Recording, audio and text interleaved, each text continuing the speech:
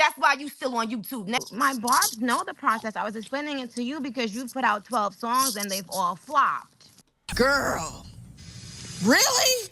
All right, y'all. So Nicki Minaj was on Station Head today, and she went off on Armon Wiggins again. Y'all know the YouTuber Armon. And I ain't gonna lie, I think Nicki was doing a little too much, but I'm gonna let y'all hear it first. Like the video and subscribe. Let's get it. The way that you have been colorfully trying to explain how you do things clearly is telling that you know the people are wanting something more than what you've been putting out. You know what I mean? Because you wouldn't have to keep explaining what your process is.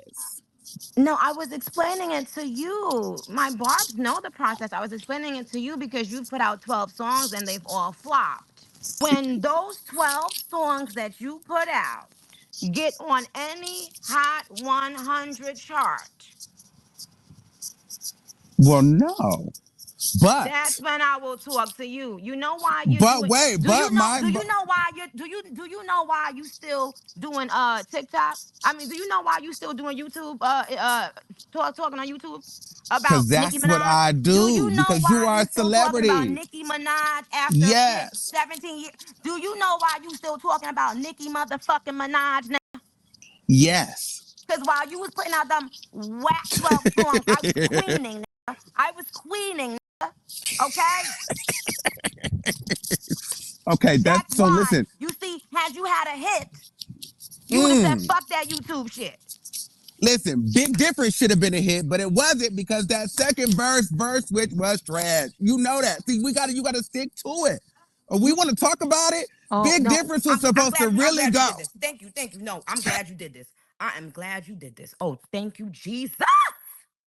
This Gumby ass just got one here talking about what could have should have been a hit.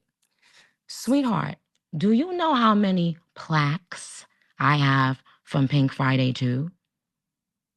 Do you know, you dumb motherfucker, how many platinum plaques Pink Friday 2 has?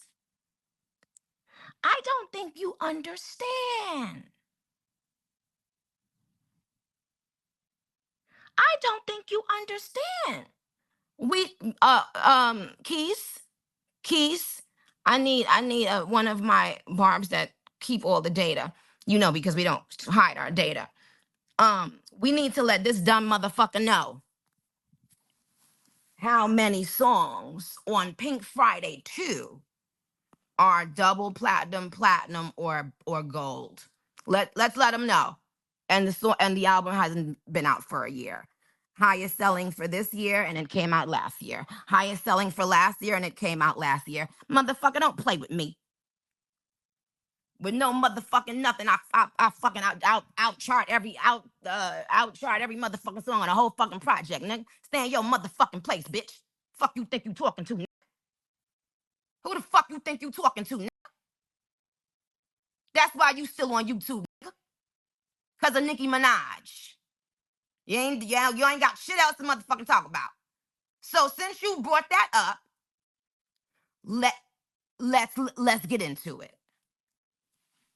Do you know do you know the sales of Fuck the Club Up? Do you know the sales of Fuck the Club Up? A song with no video. Do you know the sales of Everybody featuring Little Uzi? You can't even spell hit. You sure can't write one. Do you know the sales of Red fucking Ruby? A song that I did a video to in a fucking backyard.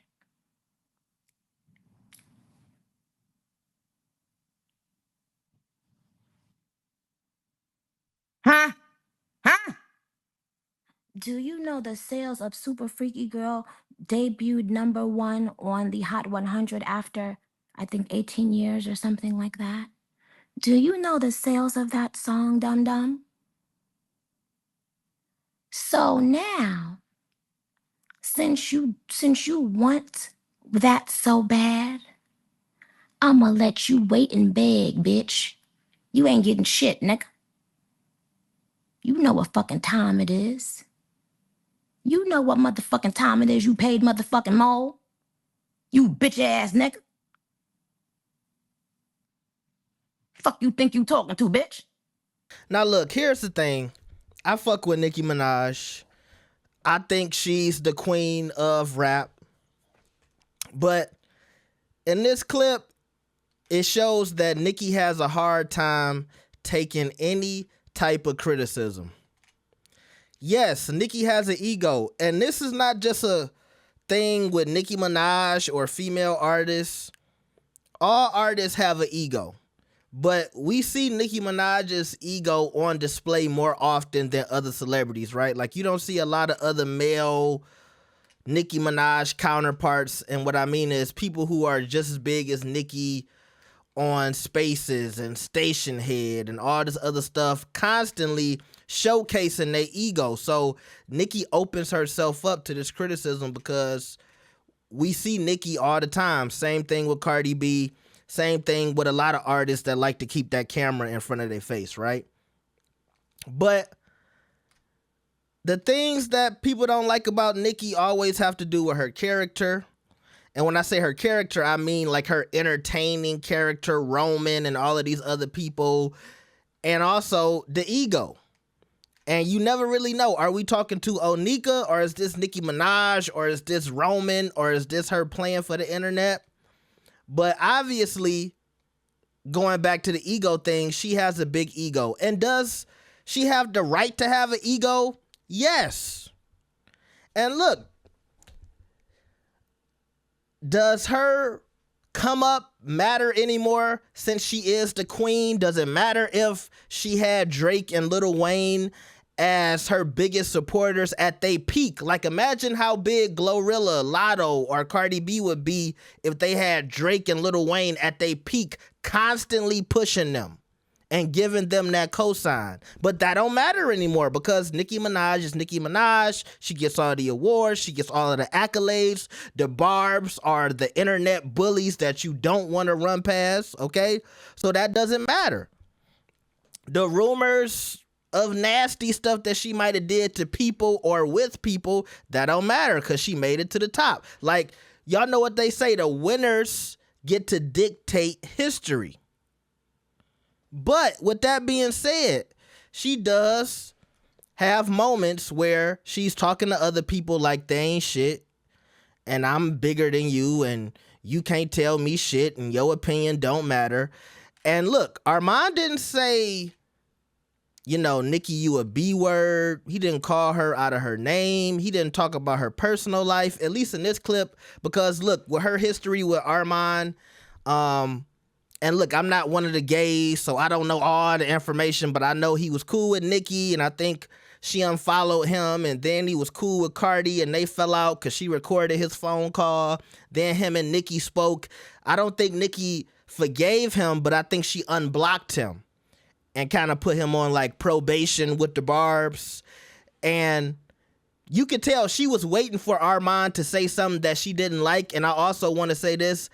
I think she was always looking at Armon as a potential op.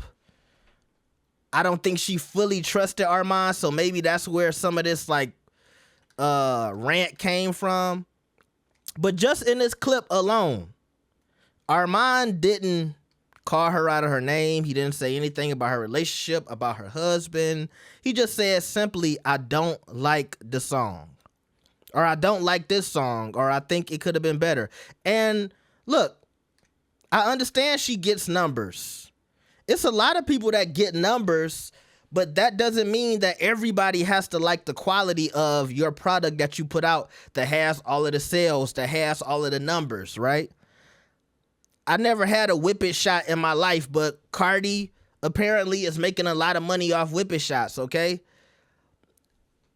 It's a lot of songs that I don't like by Nicki Minaj, and they do extremely well, whether that be the barbs or just her fans all over the world in general. But that don't mean everybody gotta like your shit. And is everybody supposed to be a yes man? And I think that also goes into the ego of some of these celebrities. They are surrounded by these yes men and their communities that think the sun shine out of their ass. And so they not used to hearing somebody say, I don't like this. And I could even tell, like, I'm not trying to disrespect Armon, but he was even trying to timidly say what he said in a nice way, in my opinion. Like, he wasn't talking to Nicki like she was some kind of street trash. He was like, yeah, it could have been a classic. It could have been this. I didn't like this. And I saw he gave her Juice WRLD song a bad review as well. But I still think he was handling her with the kid gloves because he does like Nicki. And I don't think any of his comments is like a personal thing. You see what I'm saying? Like, just because he don't like that song, I don't think it means he doesn't like Nicki. Even in the beginning, you saw he was laughing at some of the shit she was saying. But you saw her, she said, I couldn't wait for him to do this.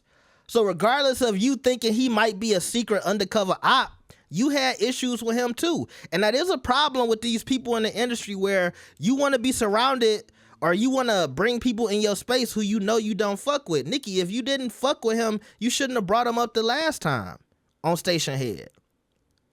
And you shouldn't have unblocked him.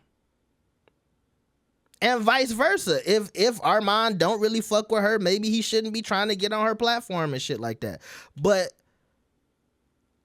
I just think she got an issue with taking criticism, and I love Nicki. I think she's deserving of her position in hip hop, but I definitely think she's having an issue with becoming a legacy act. And look, it might be harder for women because so much of their careers is based on, you know, ancillary shit like how attractive they are. Like, it's some fans who they listen to the music if they're attracted to you. They pay attention to the artist if they're attracted to you. And now I think a lot of people look at Nicki like the good looking auntie rather than like the same way they look at Ice Spice, the same way they look at Lotto or Cardi B. Like, you know what I mean? So it's just kind of different now. And I think maybe some of that has kind of gotten to her. But so, you know, I think these things add to Nicki's sensitivity about her shit, like Erykah Badu when she said, I'm sensitive about my shit. But at the same time, you know, dissing Armon for being a YouTuber and he never put out a song that was a hit. I mean, to me, that sounds like something she says about everybody who isn't on her level, in her opinion.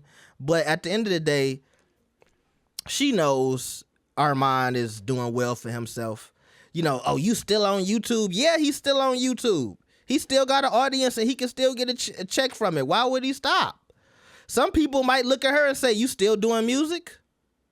You know what I'm saying? So it's unfortunately, you know, what she does is looked at as more luxurious than being a YouTuber. And I'm not even saying that because, like, I'm defending Armon because he a YouTuber. I don't know Armon like that. I never met this nigga a day in his life. Never spoke to him. He just a nigga that do YouTube. But at the same time, you know, I'm just calling a spade a spade. But I still love Nicki. But, you know, I think she just showcased some of the things that a lot of her critics disagree about her, which is a lot to do with her ego. Okay?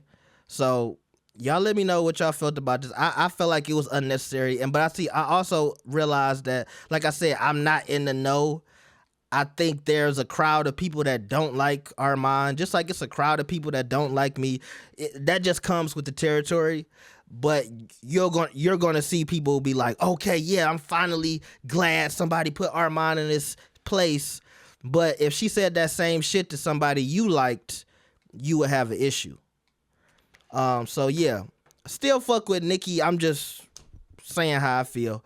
Y'all let me know what y'all think about this. Like the video and subscribe. I'll see y'all next time. Peace.